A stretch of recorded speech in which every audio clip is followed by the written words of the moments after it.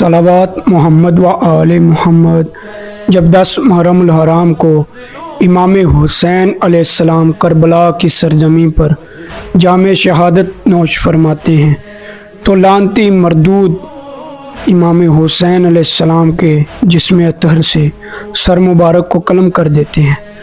امام حسین علیہ السلام کی شہادت کی اطلاع خیموں میں بیبیوں تک پہنچتی ہے۔ خیموں میں قیامت برپا ہو جاتی ہے، گریا کا سما ہوتا ہے، ہر آنکھ آنسوں سے رواں ہوتی ہے۔ امام حسین علیہ السلام کی شہادت کے بعد لعنتی مردودوں نے رسول کی آل کو بے پردہ اور خیموں کو جلانے کی سازش شروع کر دی۔ ادھر امام حسین علیہ السلام کے جسم اطہر کو تن سے جدا کرتے ہیں اور دوسری طرف ایک قافلہ خیموں کی طرف بیبیوں کی طرف روانہ کرتے ہیں۔ فوجوں کی بڑی تعداد خیموں کی طرف آتی ہے اور خیموں پر حملہ آور ہوتی ہے۔ امام حسین علیہ السلام کی بیٹی امام حسین علیہ السلام کے خانوادہ پر حملہ آور ہوتی ہیں، خیموں کو آگ لگانا شروع کر دیتی ہیں۔ رسول کی آل کو، رسول کی نواسیوں کو بے پردہ اور ان کے خیموں کو آگ لگانے کی کوشش کی جاتی ہے۔ امام حسین علیہ السلام کی شہادت کے بعد لعنتی مردود بیریوں کی طرح خیموں کی طرف حملہ آور ہوتے ہیں اور کبھی جناب ننھی سکینہ سلام اللہ علیہا کی کان مبارک سے بالیوں کو کھینچتے ہیں، کبھی امام حسین علیہ السلام کی خیموں میں موجود بیویوں کے سامان کو لوٹنا شروع کر دیتے ہیں۔ اسی دوران لعنتی عمر بن سعد کو حکم ابن زیاد آتا ہے کہ جلدی کرو، امام حسین علیہ السلام کے سر مبارک کو اور دیگر شہداء کے سروں کو کوفہ میں منتقل کیا جائے اور رسول پاک کی آل اولاد کو اسیر بنا کر کوفہ کی طرف جلد از جلد روانہ کیا جائے۔ ادھر لعنتی مردود خیموں کو آگ لگاتے ہیں، قیامت کا سما برپا ہو جاتا ہے۔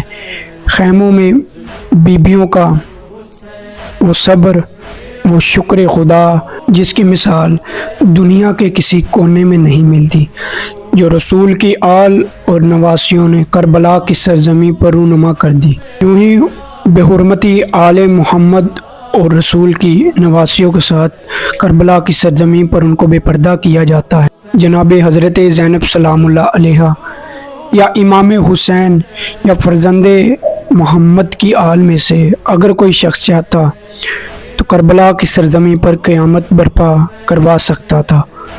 خدا کے آگے ایک بار ہاتھ اٹھانے کی دیر تھی، لیکن امام حسین نے تا قیامت تک کربلا کی سرزمین پر شہید ہو کر یہ واقعہ تاریخ رقم کروانا تھا کہ جس بھی دور میں ظلم کی انتہاج ہو جائے وہاں پر مجھ حسین ابن علی علیہ السلام کی طرف دیکھ کر حق کی آواز کو بلند کیا جائے اور ظلم کا مقابلہ کیا جائے اور ظالم کو اور فاسق کہا جائے۔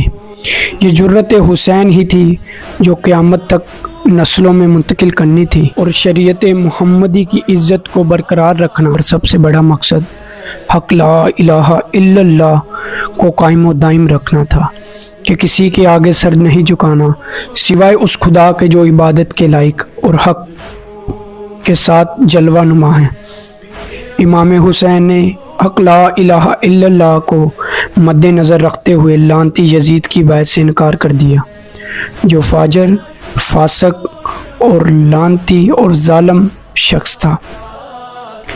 یوں ہی کربلا کی سرزمین پر حکم ابن زیاد آتا ہے تو لعنتی مردود رسول پاک کے خانوادہ کو، نواسیوں کو زنجیروں میں قید کر کے کربلا کی سرزمین سے کوفہ کی طرف لے کر جانا شروع کرتے ہیں۔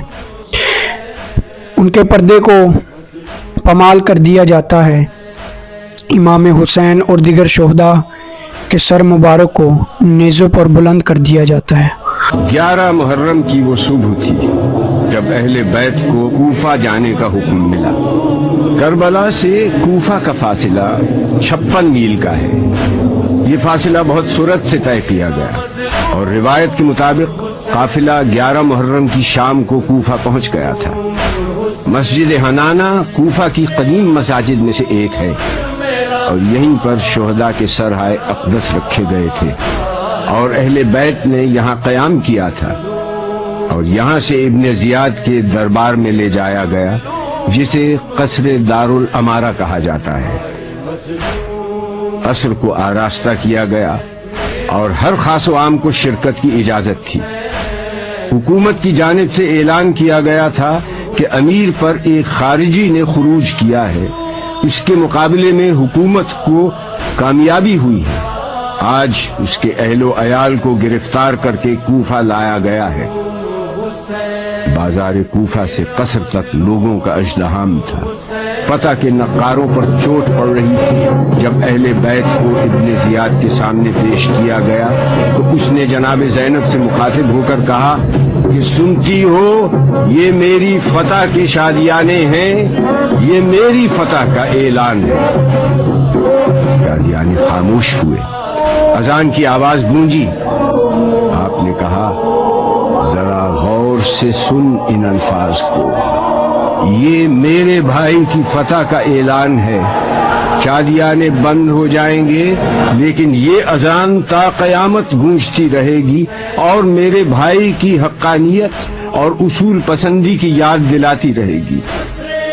اس نے جناب زینب سے مخاطب ہو کر کہا کہ خدا نے تمہارے بھائی کو قتل کیا اور تمہیں رسوا کیا اور تمہارے دعوے اور جھوٹ کو آشکار کر دیا۔